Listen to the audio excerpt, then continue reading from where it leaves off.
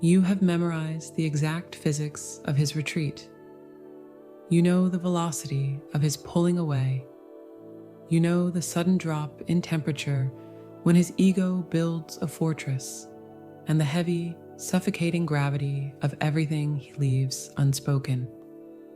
To survive this, you became the counterweight. When he withdrew, you leaned in. You poured your own life force into the void, convinced that if you just sustained the tension long enough, the phantom would eventually become a man. But lately, the physics have failed. The math has changed. You lean in to brace against his resistance, but there is nothing to push against. The void is gone. He has not run. He has not chased. He has not armored up in his usual wounded pride. Instead, a terrifying, absolute stillness has settled over him. He has stepped into a psychological territory so rare it lacks a modern vocabulary. He has entered the Sophia Stage, and it is the most dangerous incarnation of the divine masculine you will ever face. Dangerous, not because he is a threat to your heart, but because his sudden, internal unification is an executioner. It demands the immediate, permanent death of the woman you had to become to survive him. The savior, the martyr, the anxious heart. In the presence of a man who has finally learned to carry his own soul, your role as the carrier is violently, beautifully obsolete. Let us explore the architecture of this new reality.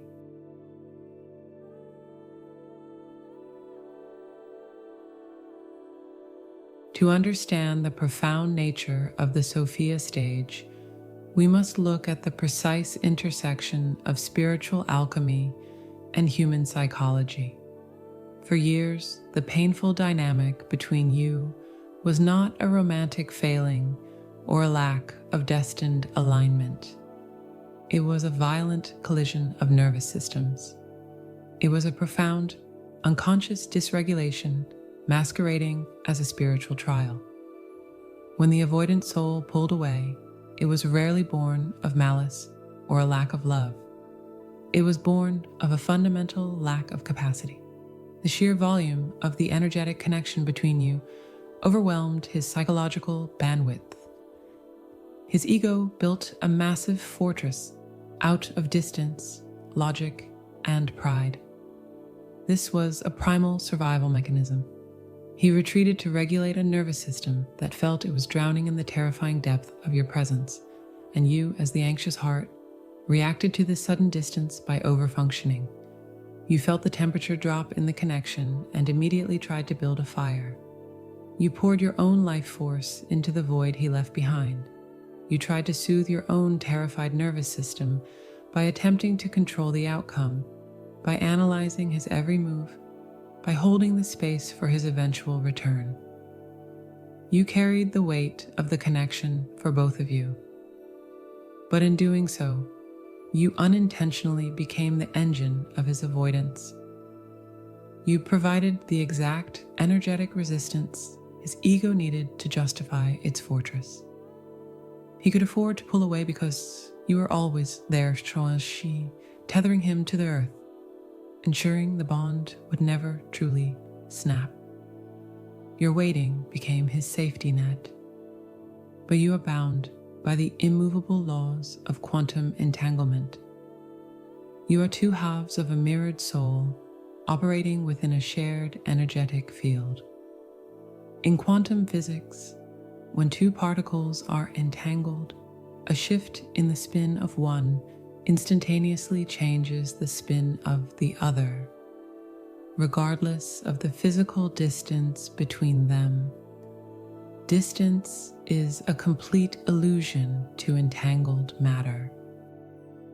Because you finally did the agonizing, lonely work of facing your own shadows, you forced a radical shift in this quantum field. You stopped feeding his avoidance with your anxiety. You pulled your energy back into your own spine. You stopped chasing the phantom and anchored yourself in your own reality. When the anxious heart finally stops chasing, a terrifying absolute silence falls over the avoidant soul. The quantum mirroring effect takes over completely. Without your desperate energy to push against, the friction in the dynamic simply disappears. His psychological fortress is suddenly standing in an empty field, guarding against an enemy that has laid down its weapons and walked away. He is left entirely alone with his own reflection. There is no one left to blame for his internal chaos. There is no one left to project his fears onto. The silence becomes a flawless mirror, and he is forced to look directly into it. This is where the psychological bleeds into the profound. In Jungian psychology, a man cannot achieve true individuation until he faces his anima. The anima is the unconscious feminine aspect of his own psyche. It represents his intuition, his emotional depth, and his capacity for true, unarmored connection. For most of his life, he has suppressed this internal feminine. He was taught by the world that vulnerability was a fatal weakness. But in the spiritual realm, this integration is known as reaching Sophia. Sophia is divine wisdom. It is the sacred, receptive wisdom that dwells within the hidden core of the masculine heart. The Sophia stage occurs when the divine masculine stops projecting his unhealed wounds onto the external world and finally, quietly, turns inward. The psychological dam breaks. He stops fighting his own depth. He begins to integrate his internal feminine, allowing his intuition to speak louder than his logic. He realizes with a sudden and quiet clarity that his pride was never a shield protecting him from harm. It was always a cage keeping him in the dark. The heavy stone walls he built to keep the pain out were the exact same walls keeping the love out. In this stage of profound internal alchemy, he no longer runs because he realizes there is absolutely nothing left to run from. The threat was never you, and it was never the connection. The threat was his own unintegrated heart. He no longer reacts from a place of wounded ego, because that fragile ego has been placed into the fire and alchemized into pure, grounded awareness. He is no longer fragmented into the man he pretends to be and the boy who is afraid. The long, exhausting war between his mind and his soul finally ends. He becomes a unified being. And this internal unification is precisely what alters the gravity of your connection forever. The old games of pursuit and withdrawal require two fragmented people to play. A whole man cannot and will not participate in a fractured dance.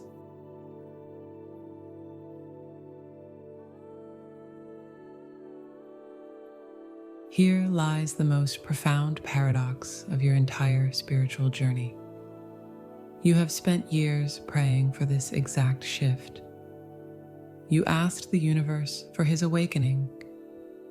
You poured your energy into the hope that he would finally step into his power. You wanted him to heal. You wanted him to see the connection with the same blinding clarity that you do. But now that this transformation is actually happening, it does not feel like a victory. It feels profoundly uncomfortable. It might even feel like a strange, quiet rejection. You are witnessing the very miracle you asked for, yet your heart feels a sudden, terrifying drop. To understand why this hurts, we must look at what your ego is rapidly losing. For years, your identity in this dynamic was clearly defined. You were the holder of space. You were the spiritual anchor. You were the patient, enduring force that kept the bridge intact while he wandered in the dark. Your ego, however well-intentioned, attached its inherent worth to this heavy role. You derived a quiet sense of purpose from being the one who understood. You were the fixer. You were the savior. But when the avoidant soul enters the Sophia stage, a radical psychological shift occurs. He stops needing you to be his savior. He stops needing you to hold space for his dysfunction, because his dysfunction is dissolving. He becomes entirely self-sourced. And when the broken man is no longer broken, the fixer is suddenly out of a job. Think of the mechanics of gravity. For the entirety of this connection, you have operated as the sun. You generated the heat. You provided the light. You held the massive gravitational pull of emotional labor that kept him in your orbit. He was a distant planet, occasionally pulling away into the cold, but always tethered by your relentless warmth. You managed the spiritual weather for both of you. But in the Sophia stage, a magnificent and terrifying ignition takes place within him. He ceases to be a planet. He becomes his own sun. He generates his own internal heat. He stabilizes his own gravity. This is where the absolute danger of the Sophia stage reveals itself to your ego. When two suns meet in the cosmos, the physics change entirely. There is no longer a dynamic of the heavy and the light. There is no longer a dynamic of the fixer and the broken. There is only absolute, blinding equality. If you are still holding on to the identity of the spiritual teacher, you will feel entirely lost. If you are still playing the patient martyr who measures her worth by how much pain she can endure for love, you will feel deeply triggered by his new boundaries. A divine masculine in the Sophia stage will no longer tolerate codependency. He will not engage in the toxic, familiar loops of pursuit and retreat. If your nervous system panics and you try to pull him into the old dance of push and pull, he will not fight you. He will simply stand completely still. He will not reward your anxiety with a reaction. He will not feed the drama. This stillness can be agonizing to a nervous system addicted to chaos. You might mistake his new calm boundaries for coldness. You might mistake his self-containment for apathy. But you must look closer. The ocean does not beg the shore to stay. It simply exists in its own immense, quiet power. His silence now is fundamentally different from the silence of the past. The old silence was the silence of avoidance. It was the silence of a man running from his own shadow, hiding behind thick walls of pride and logic. But this new silence is the silence of pure presence. It is the quiet of a man who is observing everything, including his own remaining shadows, with absolute, unflinching clarity. He is no longer shutting you out. He is simply holding his own center. He is resting in the quiet confidence of his integrated masculine and feminine energies. He does not need to prove his awakening to you. He does not need to perform his healing. He simply embodies it. The pain you are experiencing right now is not a regression. It is not a sign that the connection is failing or that he is leaving you behind. It is the exact opposite. This discomfort is the death of your own lingering codependency. It is the final, necessary layer of your spiritual expansion burning away. By standing in his unified power, he is holding up the ultimate mirror to your soul. He is no longer reflecting your wounds. He is reflecting your sovereignty. He is asking you a silent, shattering question. Who are you when you no longer have to save me? Who are you when you simply get to exist?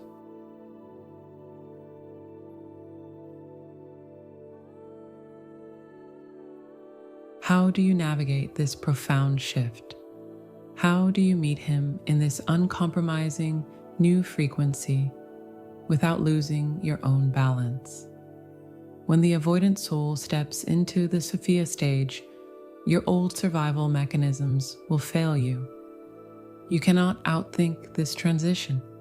You cannot energetically manage his process anymore. You must rise to meet the silence. To do this, you must initiate 3 specific psychological moves. These are not actions you take toward him in the physical world. They are profound internal recalibrations.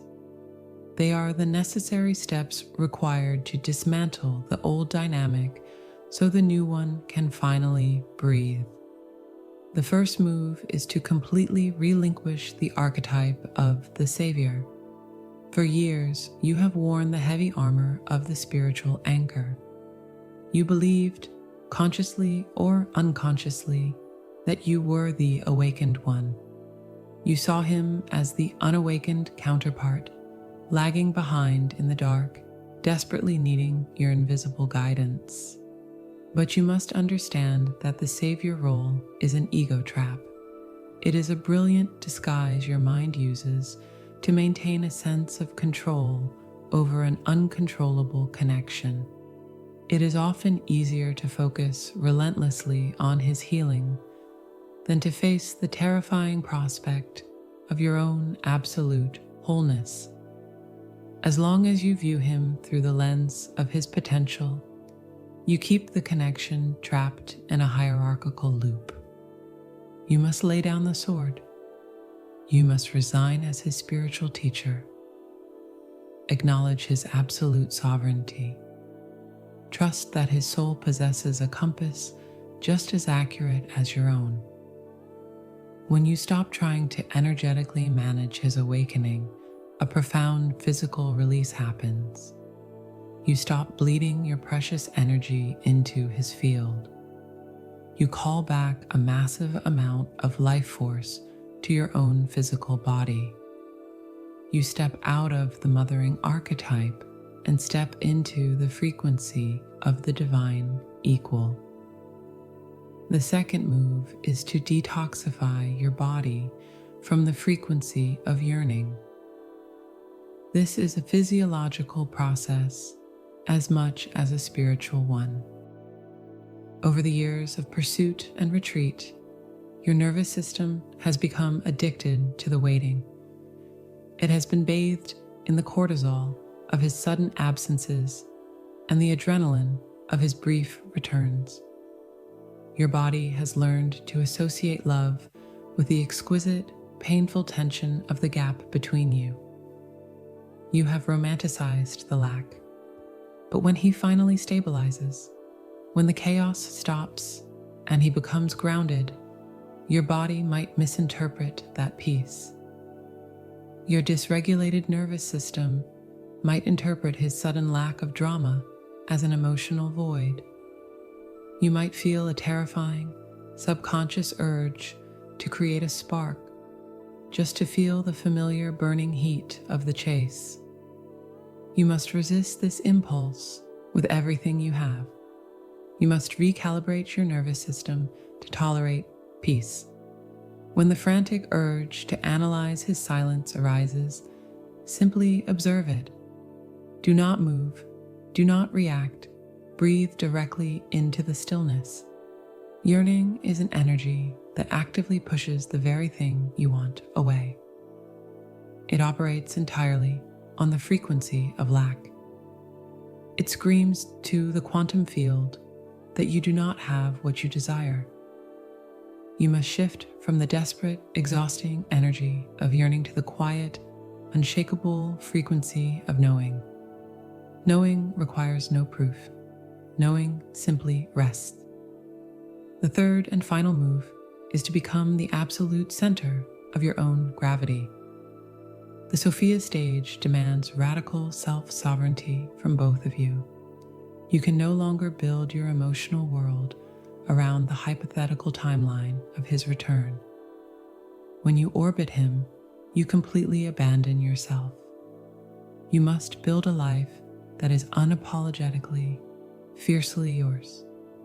You must cultivate a daily existence so rich, so deeply fulfilling, and so anchored in your own unique purpose that his presence becomes a beautiful addition to your reality, not the structural foundation of it. Stop placing the dynamic at the center of your universe. Pull your focus, your creativity, and your devotion back into your own spine. Ground yourself deeply in the physical earth of your own existence.